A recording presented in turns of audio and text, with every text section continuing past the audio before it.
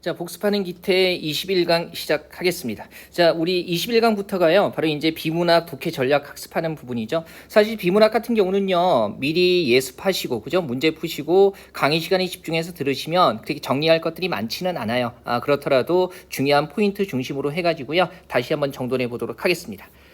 자, 우리가 21강에서 본 부분이 먼저 사실적인 독해 부분이에요. 사실적인 독해고요. 사실적인 독해라고 했을 때 말 그대로 글의 표면적으로 나타난 정보를 정확하게 이해하는 거죠. 그죠? 그래서 이를테면 글의 주제를 파악한다든가, 그 다음에 세부 내용을 파악한다든가, 아니면 글에 쓰인 서술 방식, 서술 전략을 파악하는 것들, 이런 것들이 다 사실적인 독해에 들어가고요. 그 다음에 글의 내용을 뒤섞어 놓고 나서 전개 순서를 파악하는 거, 이런 것들이 이제 출제가 되는 겁니다. 3번의 사실적인 독해의 실제는요, 가볍게 보시고요.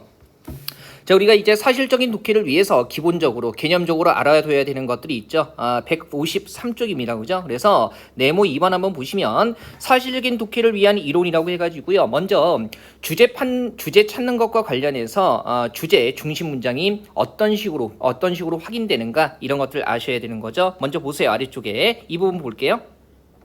자, 이 지문 같은 경우는요, 보면 예를 들어 이렇게 해서 나와 있거든요. 그래서 한 편의 글 속에서 여러 개의 예가 나와 있을 때는 당연히 이 예들이 뭐 하는 거, 뒷받침하는 것이 주제 문장이 된다는 거, 이거 생각하셔야 되고요. 자, 그다음에 154쪽 넘어가서 보시면 또 하나의 이제 주제 중심 문장의 표지가 되는 게 역접의 접속 부사들이죠. 그래서 지금 보면 최재천의 황소개구리와 우리말이라는 글 나와 있는데요. 이런 것들 눈에 띄죠. 그죠? 보시면 하지만 해서요. 하지만, 자, 영어보다 더 중요한 것은 우리의 말과 글이다. 그리고 이 문단에서도요, 하지만 이렇게 해서 나와 있어요. 그래서 이러한 역접의 접속 부사들이 나오면 당연히 앞 내용이 아니고요. 뭐가 중요한 겁니까? 뒤쪽에 나오는 내용들이 중요한 거기 때문에 선택지에서 주제를 고를 때 이 역접의 접속 부사 이후에 나온 내용들이 가장 잘 반영되어 있는 거 찾을 수 있어야 하는 거죠. 그 다음에 또 하나 주제를 찾는 팁은요, 이렇게 따라서 같은 거죠. 결론을 유도하는 말들이 나왔을 때예요. 그래서 역시 이런 것들이 나오게 되면 앞에서 나왔던 내용들을 한꺼번에 모아서 정돈해주는 역할을 하기 때문에 이 따라서와 같은 이런 접속 부사 다음에 나와 있는 말들이 중요하다는 거 생각하시면 되는 거죠. 물론 이렇게 결론을 유도하는 말들로 그러므로 결국 결론적으로 이렇듯 이런 것들도 있습니다. 자, 그다음에 또 한 가지 표지가 되는 건 뭐냐면 이런 거죠. 우리 왜 글을 읽다 보면요, 요것처럼 다시 말해, 즉 이렇게 해서 앞에 언급했던 내용들을 뒤쪽에서 풀어서 얘기하는 경우들이 있는데요. 이렇게 풀어서 얘기한다는 것 자체가 앞 내용이 중요하기 때문에 좀 더 쉽게 풀어서 다시 한번 설명해 줌으로써 강조하는 거거든요. 그래서 이런 것들 뒤에 나오는 것이 주제가 된다, 중심 문장이 된다는 거 생각할 수 있어야 되고요. 다시 말해 같은 거 말고요. 자, 즉 같은 것도 이런 용도로 쓰이게 되는 거죠. 확인하시고요. 자, 155쪽 한번 갑니다. 문단 구성의 형식에서는요, 이것만 가볍게 보시면 돼요. 그래서 두 갈씩 주제문이 앞에 있는 거, 미괄식 주제문이 뒤에 있는 거 보시면 되고요. 그 다음에 이번에 보면 내용 조직 방법 이렇게 해서 나와 있는데요. 이런 것들은 전반적으로 글의 서술 전략을 파악하는 것과 관련이 되는 거죠. 그래서 먼저 보시면 시간적인 조직 방법 해가지고요, 어렵지는 않은 개념이에요. 그래서 중심 내용을 시간 순서대로 배열하는 방법을 시간적인 조직이라고 하고요. 그 다음에 공간적인 조직 방법 해가지고요, 말 그대로 공간적 구조에 따라 내용을 배열하는 방법인데, 배열하는 공간이 달라진다는 것은 바라보는 장소가 달라진다는 개념이기도 하기 때문에 시선 이동에 따른 내용 전개, 이렇게 얘기하기도 하죠. 그 다음에 156쪽 한번 보시면요, 어렵지 않으니까 빨리 갈게요. 이 부분들은요.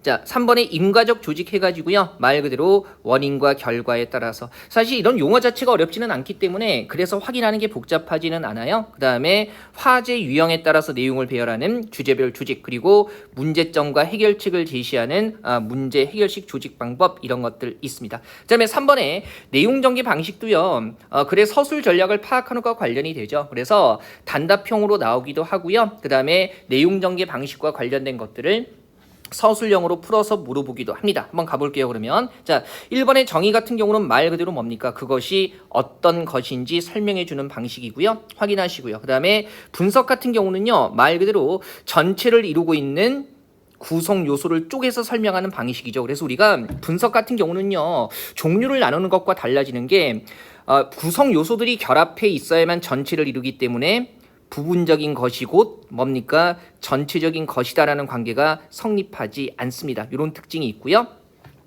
분류 같은 경우는 종류를 나눠 나가는 방식인데요. 얘가 분석하고 달라지는 부분은 종류를 나눈 것이기 때문에 그죠?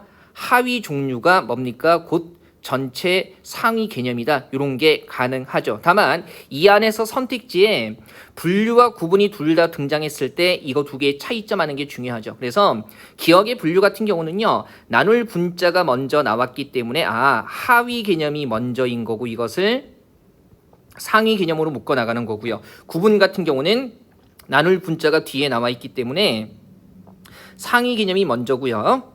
하위 개념이 뒤쪽에 놓이는 것, 이게 바로 이제 구분이 되는 거죠. 조심해야 되는 것은요, 이 두 개를 엄밀하게 구별해야 되는 경우는 선택지에 분류와 구분이 한꺼번에 나와 있을 때 이 두 가지를 엄밀하게 구별을 하시면 됩니다. 그죠? 그 다음에 4번에 보시면 예시, 말 그대로 구체적인 예를 들어 보이는 설명 방식 되는 거고요. 어렵지는 않죠. 물론 이제 157쪽의 이 지문 같은 경우는요, 앞부분에서 문자는 크게 세 가지 종류로 나눌 수 있다라고 얘기했을 때 그림 문자, 그 다음에 뜻 문자, 소리 문자 했을 때 이 부분에 한해서는 뭐가 쓰인 거예요? 종류를 나누는 구문의 방식이 쓰인 거고, 다만 이제 그림 문자의 상형 문자, 뜻 문자의 한자, 소리 문자의 알파벳 해가지고요. 이 부분에서 바로 예시가 쓰인 거죠. 한편에 그래서 아니면 하나의 단락에서 하나의 방법만 쓰여야 되는 것은 아니니까요. 융통성 있게 확인하시면 되겠습니다. 자, 그 다음에 158쪽 보시면요. 5번에 비교와 대조 나와 있는데요. 비교 같은 경우는 둘 이상에 대해서 공통점을 중심으로 설명하는 거고요. 그 다음에 대조 같은 경우는 차이점을 중심으로 설명하는 방식이라는 거 보시면 되고요. 자, 여기서 내용 전개 방식에서 상당히 중요한 게 유추의 방식이죠. 사전적인 정의를 떠나서요. 말 그대로 우리가 한편에 그래서 유추의 방식이 쓰였다라는 것은요. 실제로 나오는 게 이런 거죠. 왼쪽에 보조란 보세요. 한 상황이 다른 상황과 완전히 똑같지는 않지만 상황 대 상황으로 유사하다라는 방식으로 설명하면 유추가 되는 겁니다. 우리 지금 나와 있는 지문 보면요. 이런 거죠. 지금 진리라는 것과요. 그죠? 그다음에 정의라는 것 두 가지를 설명하면서 이것이 각각의 영역에서 제일이 된다라는 거 얘기를 해주고 있고, 그다음에 문제되는 상황은 조금씩 다르지만 문제가 되면 수정 혹은 개혁 폐기되어야 한다라는 거. 그래서 문제가 있을 때는 바꾸는 게 필요하다는 점에서 이 상황 대 상황으로 비슷한 점을 얘기해주고 있는 거죠. 이런 것들은 유추라고 얘기를 하는 거고요. 그다음에 인생은 여행과 같다라고 했을 때 그죠? 여행하면서 겪는 일이라는 것이 인생에서도 똑같지는 않지만 비슷하게 일어난다는 거예요. 그래서 이런 것들을 우리가 유추라고 얘기를 하는 거죠. 자, 묘사 같은 경우는요. 시각적으로 좀 자세히 나타내 주는 걸 묘사라고 얘기하는 거죠. 어려운 개념 아니고요. 자, 그다음에 동태적인 범주에서요. 서사, 과정, 인과는 공통적으로 시간의 흐름에 따라서 설명하는 방식인데요. 서사 같은 경우는 주로 뭡니까? 시간의 흐름에 따라 무엇이 일어났는가, 그죠? 설명하는 방식이고요. 과정 같은 경우는 시간의 흐름에 따라 결국 어떻게 일어났는가, 그죠? 그다음에 인과 같은 경우는 원인과 결과인데요. 원인이 항상 결과보다 먼저 나오기 때문에 먼저 일어나야 하기 때문에 이런 것들 동태적인 범주라고 얘기하는 거죠. 4번에 내용 연결 구조 같은 것들은요.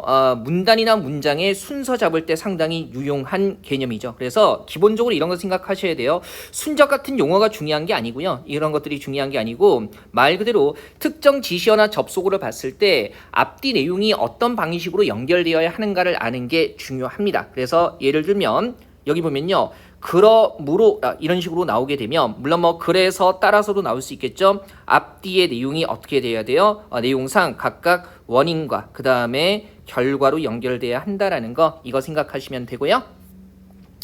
역접은 앞뒤 내용이 반대되는 거죠. 그러나 그렇지만 하지만 등등 있고요. 이런 식으로 역접에 접속 부사가 나오게 되면 어떻게 돼야 돼요? 앞뒤 내용이 서로 반대되어야 한다라는 거, 그죠? 요거 생각하시고요. 그 다음에 전환이라고 해서 이거는요, 문단이나 단락 안에서 문단이나 아니면 문장들 안에서 말 그대로 이야기를 소재를 바꿀 때 쓰는 거예요. 그래서 그런 데가 나오면 내용의 흐름 중에서 소재가 바뀐다라는 거 생각하셔야 되고요. 그 다음에 첨가 관계 같은 경우에 그리고 또 이렇게 나오는데 같은 맥락에서 추가가 되는 거예요. 그래서 비슷한 맥락에서 추가될 때 또 다음으로 이어진다라는 거. 그리고 요약이라는 거 나와 있는데요. 이를 이를테면 결국 요컨대 즉 등등 해가지고요. 이런 말들이 나오게 되면 앞 내용 전체를 뭐 하는 겁니까? 예, 모아서 정리를 해준다라는 거. 그래서 이런 것들로 시작하는 문단이나 문장은 보통 뒤쪽에 나올 수밖에 없습니다. 확인하시면 되고요.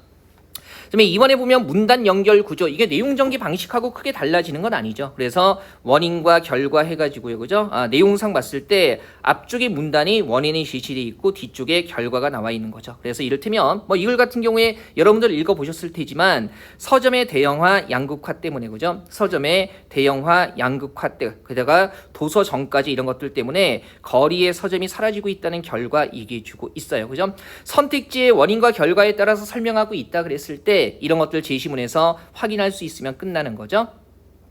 그다음에 주장과 근거 해가지고요. 뭐 말 그대로 주장과 근거로 연결되는 그런 부분입니다. 보면 이 글의 첫 번째 부분 같은 경우에, 그죠? 이 첫 번째 문장이 우리나라의 경제 성장률을 높이려면 다른 무엇보다 청렴도를 높이는 정책이 우선시되어야 한다라고 나와 있고, 왜 그러냐면 청렴도가 올라갈수록 뭡니까? 예, 이런 거 1인당 국내 총생산이 이 정도 오르기 때문에, 그래서 성장률을, 경제 성장률을 높이려면 청렴도를 높여야 한다라는 근거가 제시되어 있는 거죠. 그 다음에 문제와 해결, 말 그대로 문제점하고 해결책 나와 있는 거죠. 이런 것도요, 선택지의 설명으로 나왔을 때 크게 복잡하지는 않습니다. 그래서 1문단 쪽에 한번 보시면 이런 거 나와 있죠.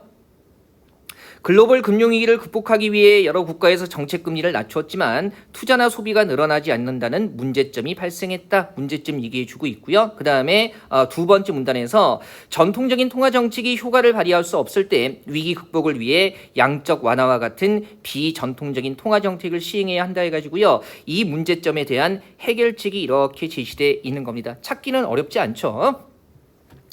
주지와 상술이라고 나와 있어요. 4번이죠. 그래서 말 그대로 한 문단에서 핵심 화제나 주제 제시하고요. 그 다음에 다음 문단에서 자세하게 풀어서 얘기할 때 우리가 뭐 주지 상술로 되어 있다고 얘기를 하죠. 보면 이 글 같은 경우에 첫 번째 문단에서요, 화학적 중독으로 인해서 사망하는 사람의 수라는 화제를 던지고 있고, 실제로 두 번째 문단에서요, 그죠? 화학적 중독 때문에, 그죠? 사망하는 사람, 뭐 이런 사람들을 쭉 자세히 얘기해주고 있기 때문에 주지와 상술로 되어 있는 거예요. 그 다음에 전제와 결론 해가지고요, 한 문단에서 기본 조건이나 가정을 한 다음에 다른 문단에서 그에 따른 결론을 제시하고 있는 거죠. 이를테면 이 글 같은 경우에요, 첫 번째 문단에서 에피쿠로스의 영혼에 대한 생각이 나와 있죠. 그래서 영혼도 육체와 마찬가지로 입자로 구성되어 있고, 그 다음에 끝내는 육체의 소멸과 더불어서 영혼도 소멸하게 되기 때문에 사후의 심판에 대해서 두려워할 필요가 없다. 그러면 사후의 심판을 두려워할 필요가 없다면, 그죠? 모든 것이 끝나는 거니까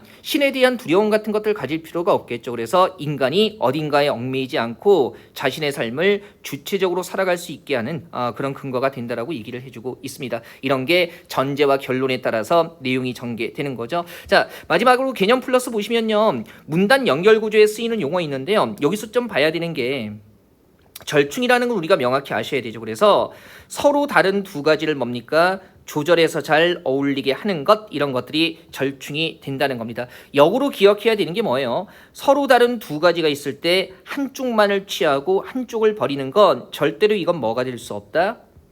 절충이 될 수 없다라는 거. 그래서 선택지의 절충이라는 설명 방식이 나왔을 때 정확하게 이해할 수 있어야겠죠. 자, 이렇게 해가지고요, 복습하는 기태 21강은 정리하겠습니다.